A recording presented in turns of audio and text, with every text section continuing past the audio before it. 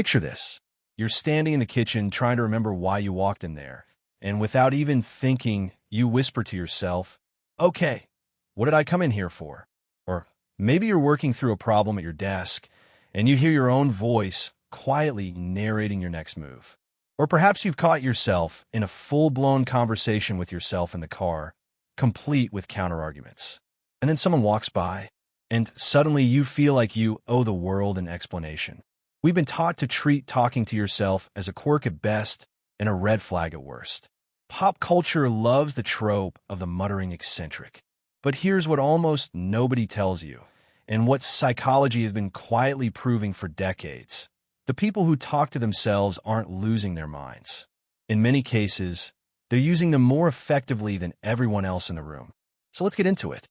Why do some people talk to themselves? What's actually happening in the brain when you do it? And what does it say about the kind of thinker you are? First, let's understand what self-talk actually is. Psychologists break it down into two broad categories. There's internal self-talk, that inner monologue that runs like a background program in your mind. The voice that judges, plans, worries, and sometimes narrates your breakfast. And then there's external self-talk, the kind that spills out into actual sound, actual words spoken aloud to yourself. It's the second type that tend to make people nervous, mostly because it's visible. But both are deeply, fundamentally human. Here's something fascinating. Research from psychologists Gary Lupian and Daniel Swingley found that talking to yourself out loud can actually help you find things faster. In one experiment, participants who repeated the name of an object they were searching for located it more quickly than those who stayed silent. Your brain, it turns out, is not offended by the redundancy. It's helped by it. Saying the word activates a sensory loop, sharpening your visual focus, essentially turning your voice into a search engine query for your own mind. But it goes deeper than just finding your keys. Think about a time you were working through something complicated, a decision, a conflict, a creative problem. Many people who talk to themselves do so precisely because externalizing a thought gives it a kind of weight and reality that an internal thought doesn't always have. When a thought lives only inside your head, it can spiral, fold into itself, grow distorted. But the moment you say it out loud, you become both speaker and listener. You create a tiny bit of distance between yourself and the thought. And that distance, that's where clarity lives. Psychologists call this self-distancing, and it's a genuine cognitive strategy. When you talk to yourself in the third person, and yes, some people do this, saying things like, "Okay, what does Sarah actually need to do here?" Research by Ethan Cross at the University of Michigan found that it reduces emotional reactivity. You literally regulate yourself better.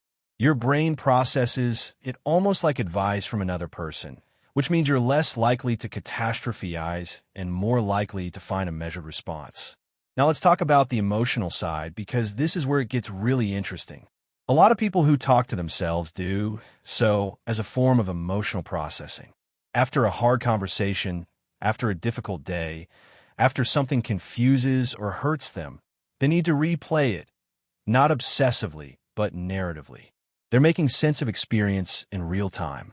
Think of it like being your own therapist, your own sounding board.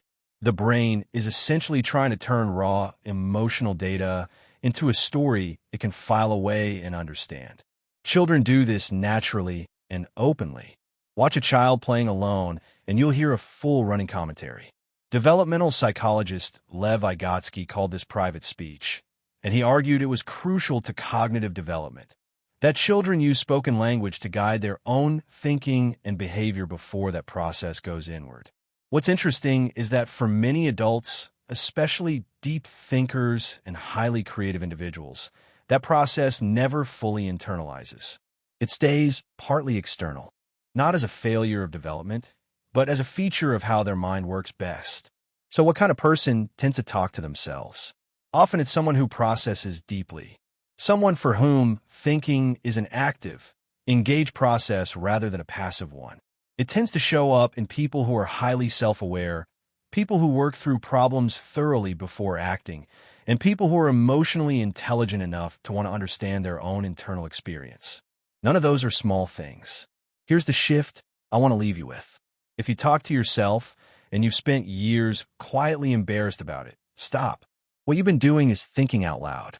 You've been narrating your inner life with enough intention to give a voice. You've been your own coach, your own counsel, your own quiet companion through all of it. That's not strange. That's actually a profound form of self-awareness. The world tells you to keep your thoughts inside, but your brain found a way to make those thoughts work harder for you. And honestly, that's worth talking about.